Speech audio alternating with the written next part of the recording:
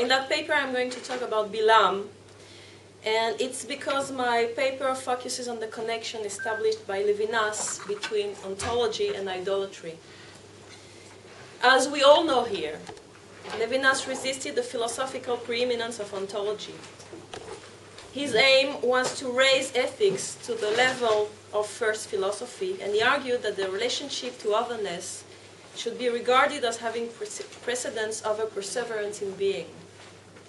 However, he also emphasized that there is no way out of ontology. As he said in his 1981 interview with Richard Kearney, even when we deconstruct ontology, we are obliged to use its language. Therefore, there's an intricate game between ethics and ontology. Both ethics and ontology are unavoidable, but they have different functions and they never synthesize, but they need each other. In his Talmudic reading, Contempt for the Torah as Idolatry, Mépris pour la Torah, de la Torah comme Idolatry, Levinas defines idolatry as closure, that is, as, quote, some secret closing up of the soul, which is satisfied with I know not what fetish, symbol, or representation taken for a concept. The antidote to idolatry is Torah, namely openness to exegesis and to exegesis of exegesis. As Levinas claims, what interests him is the conflict between idolatry and religion, where idolatry means reverence for defined objects or theories or fashions or ideologies, and religion or Torah means quest for a living transcendence through incessant interpretation. However, in the same text, in the same Talmudic reading, Levinas writes, quote, the Torah is transcendent and from heaven because of its demands that clash with the pure ontology of the word. In opposition to the natural perseverance of each being in their own being, the Torah demands care for the stranger, the widow, and the orphan, a preoccupation with the other person.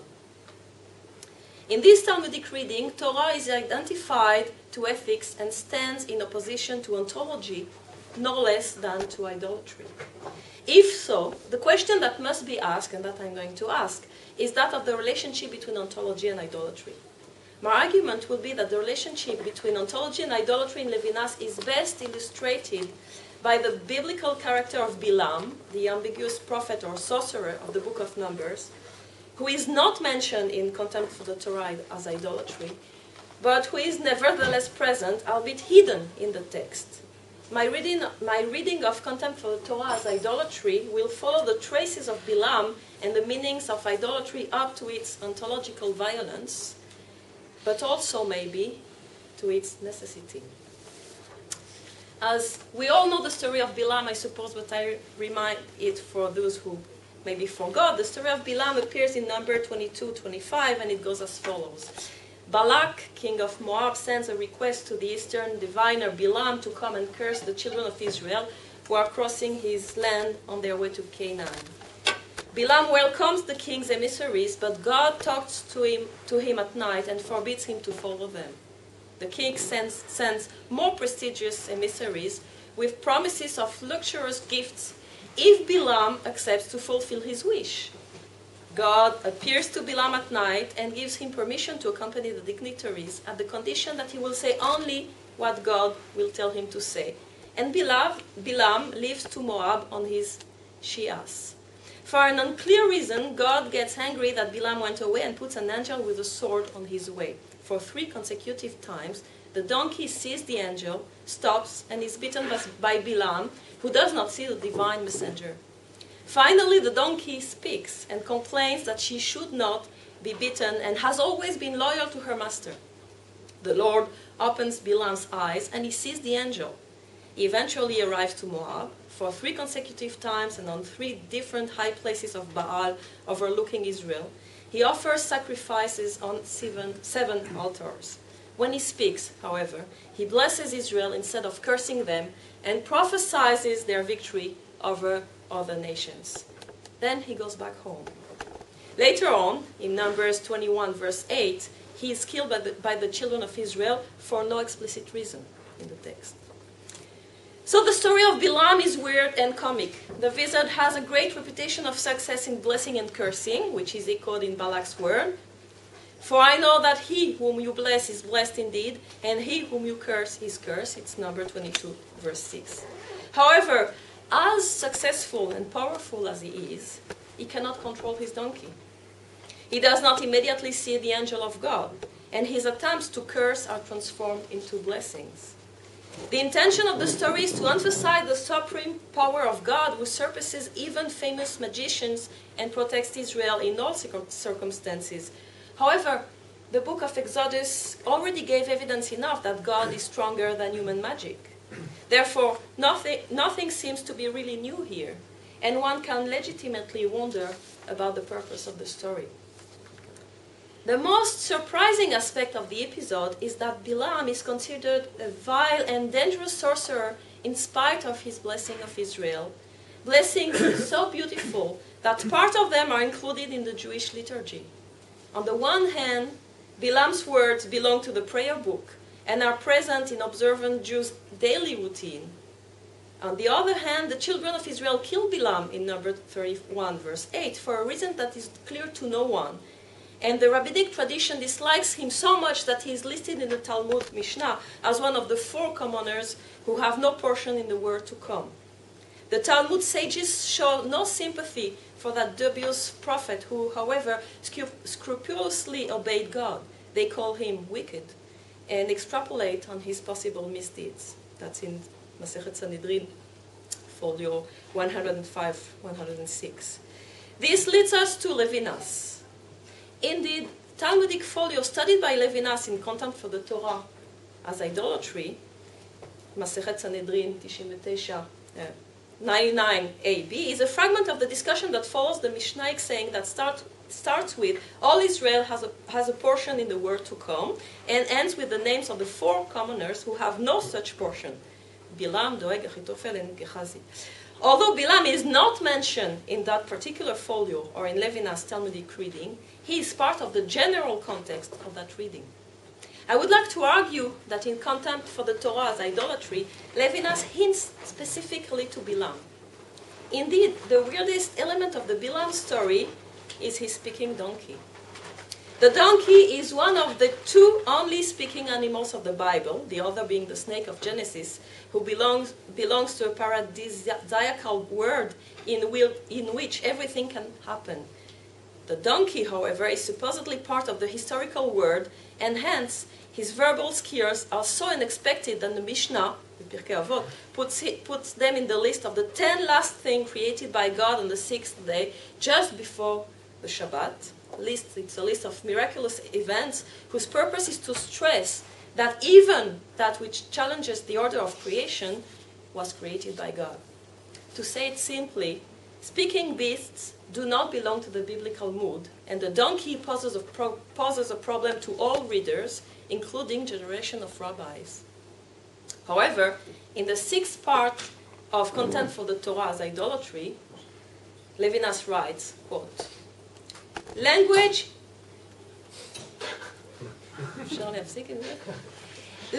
is the transportation of messages and information at the crossroads of all sorts of influences. The animals that speak are like mailbags carrying messages that are not sayings going from one another, but wandering words. They toil at the crossroads where all the idolatries find credence. In a discussion related to a chapter of Masechet Sanhedrin that explicitly names Balaam, the mention of speaking animals who toil at crossroads cannot but refer to Balaam's donkey petrified by the vision of the angel's sword and beaten by her master.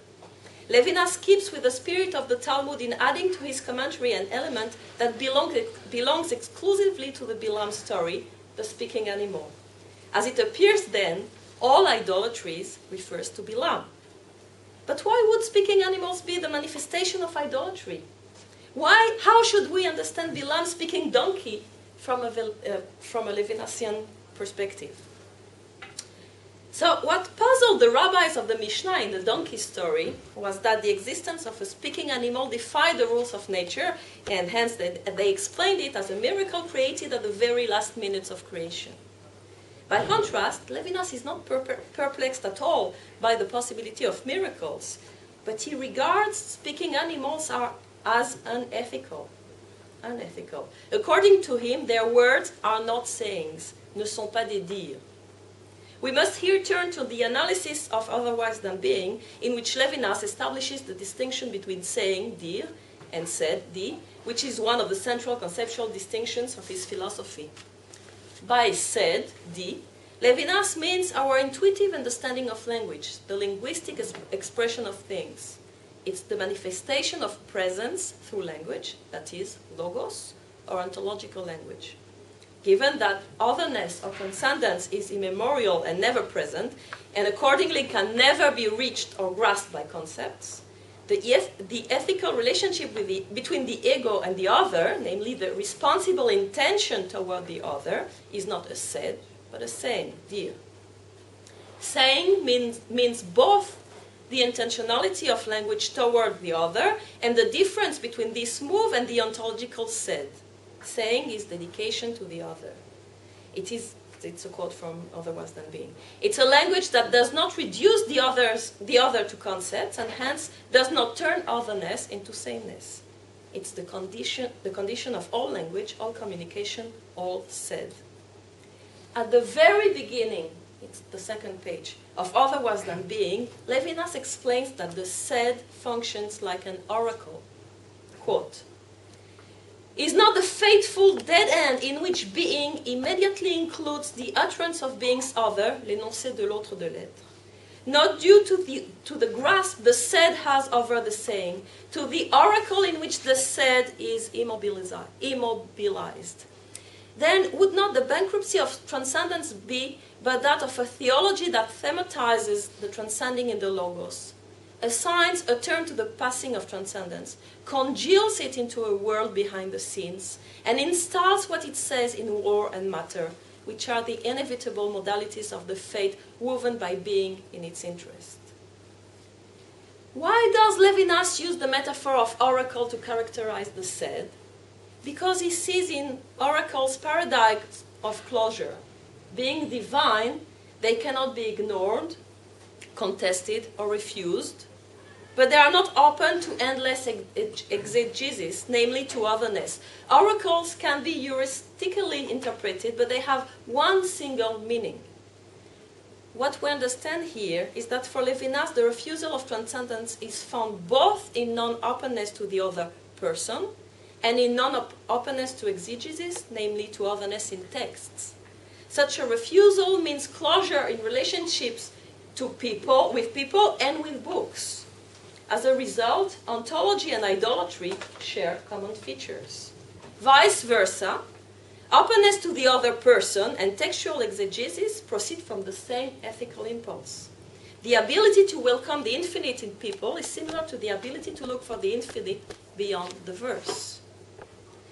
Oracles are part of theologies based on myth and mythology, and unsurprisingly full of speaking animals, which for Levinas leads to horror, confusion of thought, and cruelty. Therefore, there are two kinds of theologies. The first conveys what Levinas called sacredness, le sacré, and is based on oracles, that is, it reduced transcendence to a series of unalterable utterances coming from an invisible word, a world behind the scenes. The other theology conveys holiness, sainteté, and is based on religion or Torah, that is on sayings, directed toward otherness, based on endlessly interpreted language that cares for the stranger, the widow, and the orphan. To put it otherwise, what counts in the former theology is that its immutable language comes from another and infinitely powerful word. What counts in the latter theology is that its interpreted language is intended to promote the welfare of infinitely fragile other people. Speaking animals belong to the theology of the said. Their words are not sayings, but wandering words, words with no transcendent intention, open to no otherness. This does not mean that they are empty words. They may be full of meaning, but of a defined and circumscribed meaning that exists for itself only. The speaking donkey belongs to a universe of oracles, Balaam's immutable blessings and curses which bring a world behind the scenes, a sacred word, into the holy word of the Torah. Balaam's language is paradigmatic of the theology of the said, namely of idolatry. He receives and delivers oracles and speaks his donkey's non-ethical language. The anomaly of the dialogue between the Vezad and his Shias is not so much the fact that the Shia speaks, but the fact that Balaam answers as if he was used to discuss with his animal. Balaam's blessings are splendid pieces of poetry, but they result from his quest for Omen, and they celebrate what he sees of Israel, the beauty or goodness or fairness of its tents and tabernacles, or tents and dwellings, according to other translation. In other words, his visual admiration for the dwelling places of the Israelites reveals the non-ethical aspect of his prophecy. His blessings belong to ontotheology, to the metaphysics of presence.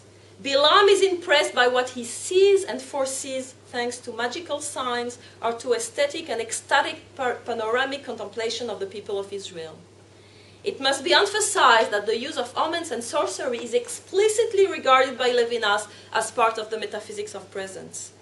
Contrary to the ethical face-to-face, which consists of the choiceless acceptance of a summons, une assignation, of the infinite, sorcery is indiscreet curiosity for the other side of reality. Like the angel standing with a sword on Balaam's road, the other side of reality or world behind the scene is invisible to people, yet it is there. And it is part of the there is. The attempt to reveal it, that is sorcery, is the, quote, first cousin or even sister of the theology of the sacred. It is idolatry. Levinas hardly ever mentioned Balaam in his work. However, on page 393 of his newly published notebooks, one can find quite a hermetic note that names Balaam, and the name Balaam is written in Hebrew in the original. I read it first in French and then I translate. La violence par excellence, c'est celle de la raison impersonnelle. C'est l'inhumain, distinct du brutal. Ce qui prouve que la liberté n'est pas violence, qu'on peut parler à une liberté, un discours avant le discours cohérent. Le monde où il n'y a que discours cohérent, tout ce qui se dit est mascarade, préfiguration, symbolisme. Les hommes jouent un rôle dans une pièce où toute autre chose se joue que ce qu'ils jouent. Destin ou raison objective, impersonnelle ou inconscient. Et cependant, les hommes aiment l'inhumain, la pureté de l'inhumain, car l'humain est toujours égoïste. Le jeu de Simone Weil, le jeu de Simone Weil, moi de Balaam. Conflit permanent entre l'humain et l'inhumain. Catholicisme, protestantisme. Violence, par excellence, is that of impersonal reason. This is the inhuman, which is distinct from the brutal. The proof that freedom is not violence, that one can talk to a freedom, a discourse before coherent discourse. The word in which there is only coherent discourse, everything that is said is masquerade, prefiguration, symbolism. People play a role in a play which is about something else than what they play. Fate or objective reason, impersonal or unconscious. However, people like the inhuman, the purity of the inhuman, because the human is always selfish. The I of Simone Weil, me of Balaam. Permanent conflict between the human and the inhuman, Catholicism, Protestantism. So in that note, Levinas describes a dialectical process between an inhuman, violent, impersonal rationality and a human, potentially brutal, personal selfishness. It is because of that selfishness, or in order to compensate that selfishness, the note is not clear on that point, that humanity is tempted by its negation, the pure, impersonal, and hence non-selfish reason. Western Christianity consists of the dialectical conflict between the human and the inhuman, between selfishness and personal reason. Balaam's and Simone Weil's I are given as examples of the human selfish side of the dialectic. In Gravity and Grace, Simone Weil writes, quote, "We possess nothing in the world, a mere chance can strip us of everything except the power of saying, I. That is what we have to give to God, in other words, to destroy. End of quote. For Vail, the ego is a property, our only real property, that we must give up in our relationship with God or for the sake of an authentic relationship with God. Religion implies the sacrifice of the ego. At first sight, this may seem close to Levinas' own description of the substitution or sacrifice of the self for the other. However, the gap between Vail's spirituality and Levinas' ethics is huge. For Levinas, the ethical relationship does not proceed from a willingness or a decision to sacrifice the ego, but from the ego's a priori openness to transcendence. From an ethical perspective, the ego is not a possession that we can choose or not choose to offer.